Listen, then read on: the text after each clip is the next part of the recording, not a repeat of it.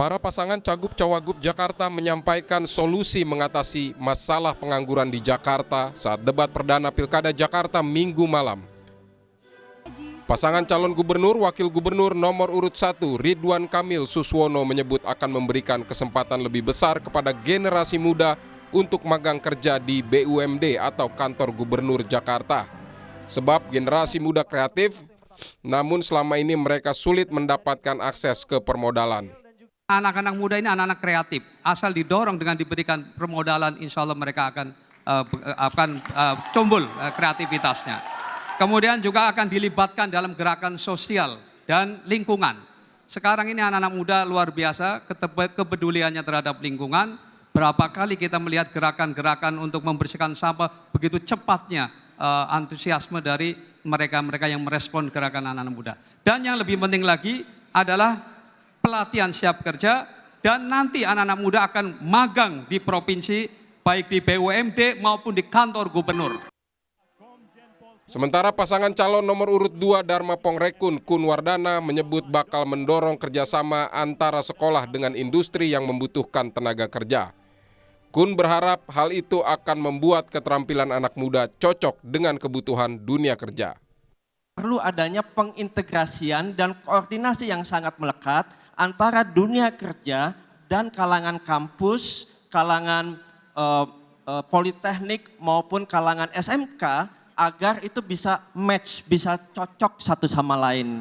Nah, mereka-mereka nanti bisa diberikan fasilitas kerja praktek di pasar kerja yang ada sehingga nanti bisa langsung ditempatkan di sana. Kemudian yang kedua itu adalah bagaimana Gen Z ini bisa menggunakan dunia digital untuk investasi masa depan kerja ke depan.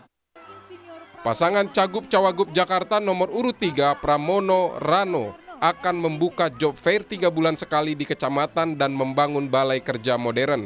Bahkan Rano menyebut akan membuka hotline 24 jam untuk generasi muda bertanya soal keterampilan kerja.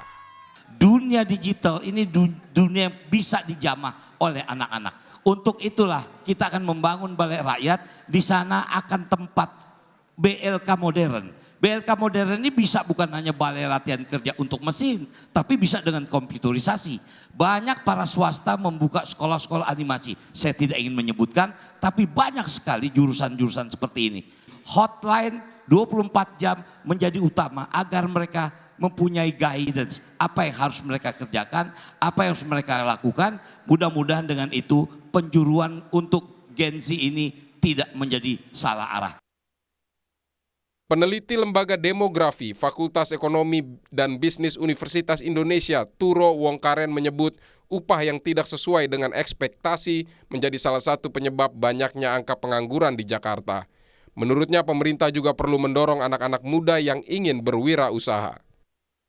Pemerintah DKI atau juga dari yang lainnya, dari KL di pusat, itu perlu memperhatikan bagaimana seorang muda itu bisa mempunyai kemampuan untuk menjadi pengusaha.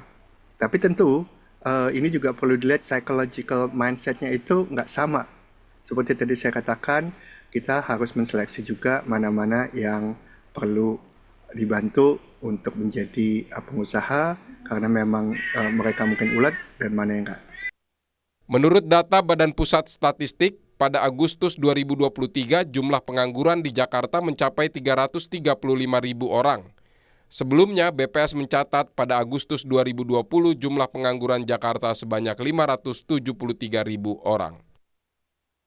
Sementara itu, sebagian besar dari total pengangguran di Jakarta didominasi generasi muda di bawah usia 30 tahun, yaitu sekitar 70%. Para Cagup-Cawagup diharapkan membawa solusi mengatasi masalah pengangguran di Jakarta, sebab tingginya pengangguran bakal berdampak pada masalah-masalah sosial lainnya. Tim Liputan Kompas TV.